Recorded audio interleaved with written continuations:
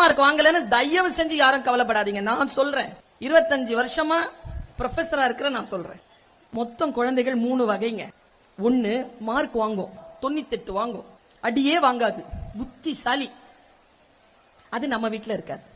Second category, அது யாருன்னா என்ன மாதிரி பாஸ் பண்ணிடும், அடி வாங்காது, டான்ஸ் ஆடும், பாட்டு பாடும், பிரைஸ் கொண்டு வந்து கொடுத்து நல்ல பேர் வாங்கிக்கும், அதுவும் நம்ம வீட்டுல இருக்காது.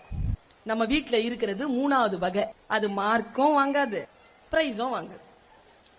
புலிமூட்டன் பேர் அதுக்கு. அது நம்ம வீட்டுல தான் இருக்கும். நான் ஒன்னு சொல்லட்டுமா, அந்த மாதிரி ஸ்டூடெண்ட்ஸ் உங்க வீட்டுல இருக்கிறாங்கன்னா இந்த 2 ஸ்டூடெண்ட்ஸையும் நீங்க கண்காணிக்க வேண்டியதில்லை.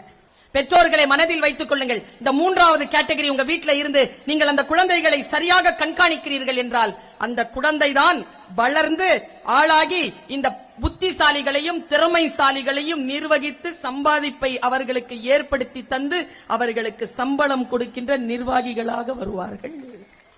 சரியா பார்த்து வச்சுக்கோங்க, அந்த பிள்ளைகளை தவற விட்டுடாதீங்க.